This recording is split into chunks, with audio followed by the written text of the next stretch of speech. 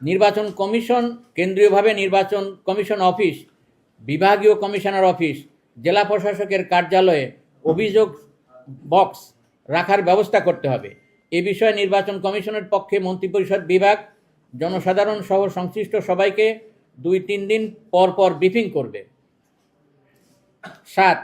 সুষ্ঠু নির্বাচন আয়োজনে সরকারের অঙ্গীকার নিশ্চিত করার স্বার্থে সরকারের উপদেষ্টা মণ্ডলী, বিশেষ সহকারীবৃন্দ এবং চুক্তিভিত্তিক নিয়োজিত অন্যান্য শীর্ষ পর্যায়ের কর্মকর্তাদেরকে আনুষ্ঠানিকভাবে ঘোষণা দিতে হবে যে তারা পরবর্তী সরকারের অংশ হবে না।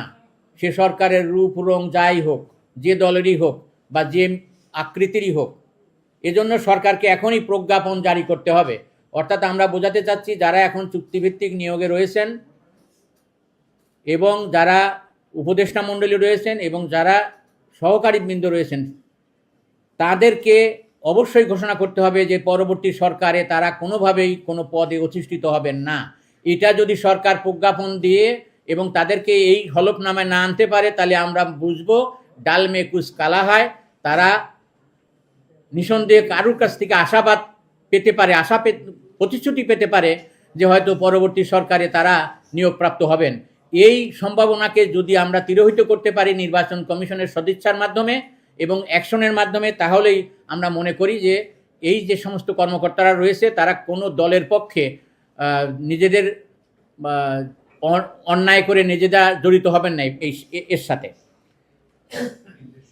8 নম্বর, নির্বাচনকালে যারা জেলা প্রশাসক, উপজেলা নির্বাহী অফিসার, পুলিশ সুপার, থানার ভারপ্রাপ্ত কর্মকর্তা হিসেবে দায়িত্ব পালন করবেন, তাদেরকে নির্বাচন সমাপ্ত হবার 1 সপ্তাহের মধ্যে লটারির মাধ্যমে অন্য কর্মস্থলে আবশ্যিকভাবে বদলি করতে হবে।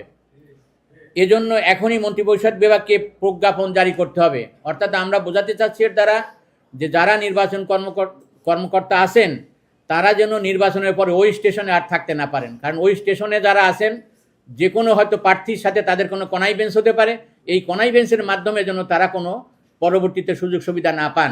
এই বিষয়টা নির্বাচন কমিশনকে অবশ্যই গুরুত্বের সাথে বিবেচনা করতে হবে এবং এ ব্যাপারে পদক্ষেপ গ্রহণ করতে হবে। পরিশেষে আমি আপনাদেরকে ধন্যবাদ জানাই এবং কৃতজ্ঞতা জানাই ধৈর্য ধরে আমাদের বক্তব্য শোনার জন্য, এবং আপনাদেরকে আবারও ধন্যবাদ ও কৃতজ্ঞতা জানাচ্ছি। আপনারা নিঃসন্দেহে আমাদের সাথে সমবেথী এবং সুষ্ঠু নির্বাচনের পক্ষের একটা অন্যতম শক্তি। আমি এই বলে আমার আনুষ্ঠানিক বক্তব্য শেষ করছি। আসসালামু আলাইকুম ওয়া রাহমাতুল্লাহ। এখন আমাদের এখন যদি আপনাদের কোনো প্রশ্ন থাকে তাহলে প্রশ্ন করতে পারেন।